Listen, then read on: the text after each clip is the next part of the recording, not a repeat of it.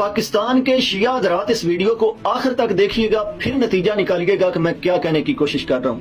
یہ ویڈیو اب بنانی بہت ضروری تھی کیونکہ بعد میں ان چیزوں کا کسی کو احساس نہیں ہونا۔ جب لبیک والوں پر مرید کے میں ظلم ڈھائے گئے، اس آپریشن کو محسن نقوی نامی شخص لیڈ کر رہا تھا۔ کیا آپ کو پتہ ہے اس کا کس فرقے کے ساتھ تعلق ہے؟ ایک علی رضوی نامی آئی جی اسلام آباد بھی اس آپریشن کو لیڈ کر رہا تھا۔ کیا آپ کو پتہ ہے اس کا کس فرقے کے ساتھ تعلق ہے؟ یا جو پولیس آفیسر علی رضوی کے ہاتھ پر اپنی قوم پر گولیاں چلانے کے بعد تالیاں بجا رہے تھے، ان کی ویڈیوز جا کر دیکھ لینا اور ڈھونڈنا کہ ان کا کس فرقے کے ساتھ تعلق ہے۔ اور جب مریم نواز نے اپنی قوم پر گولیاں چلوانے کے بعد یہ بات کی کہ یہاں پر صرف شیعہ حضرات پر امن ہے، اس کو سوشل میڈیا کے اوپر اپریشیشن کے لیے کن لوگوں نے لیا؟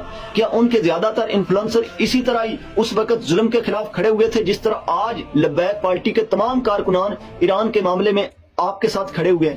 کیا آپ کے بڑے بڑوں نے اس وقت اس چیز کے اوپر رشک نہیں کیا تھا کہ بالکل ہم بڑے پرامن ہیں؟ کیا لبیک والوں کی بھی وہی کاز نہیں تھی امریکہ کے خلاف امریکن ایمبیسی تک مارچ کرنا غزہ کے مسلمانوں کی حمایت میں، جس غزہ کی حمایت کرتے ہوئے آج ایران حالت جنگ تک پہنچ گیا ہے؟ کیا آج وہ محسن نقوی اور علی رضوی جو ہیں وہ آپ کے خلاف آپریشن میں شامل ہیں؟ نہیں ہے۔ لیکن کیا پھر بھی آپ کے اوپر آپریشن نہیں ہو رہا؟ کیا آج دوسری طرف سے لوگ ڈھونڈ کر یہی ریاست آپ کے لوگوں کو نہیں مار رہی؟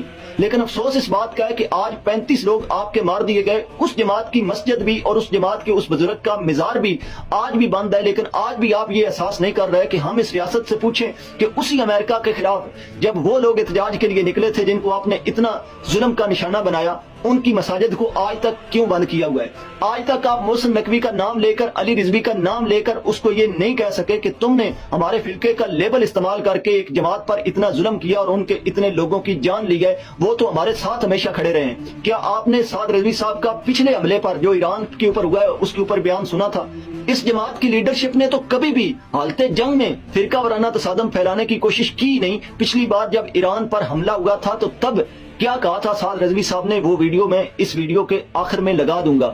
درخواست آپ لوگوں کے سامنے ہے کہ ریاست فرقہ وارانہ تصادم سے فائدہ اٹھاتی ہے، اپنی کرسیاں بچانے کے لیے یہ لوگ کوشش کرتے ہیں، لیکن بہت سارے لوگ مشکل وقت میں دوسروں کے خلاف استعمال ہو جاتے ہیں۔ لیکن آج لبیک پارٹی کے تمام کارکنان اتنا ظلم کا نشانہ بننے کے باوجود بھی آپ کے خلاف استعمال نہیں ہو رہے۔ یہ میری پہلی ویڈیو نہیں ہے، اس سے پہلے بہت ساری ویڈیوز اس ظلم کے خلاف بنا رہے ہیں، آپ کے لوگوں پر چلنے والی گولی کے خلاف بھی بنا رہے ہیں۔ آج آپ کو یہ بتا رہے ہیں کہ ہم نے فرقہ وارانہ تصادم ایسی حالت میں نہیں پھیلایا جب آپ پر گولیاں چل رہی ہیں، لیکن آپ بھی دیکھیں جب کاز مشترکہ ہو، جب بات قوم کی ہو، جب بات ظلم کے خلاف ہو تو فرقے کا لیبل استعمال کر کے دوسروں کے خلاف استعمال نہیں ہونا چاہیے۔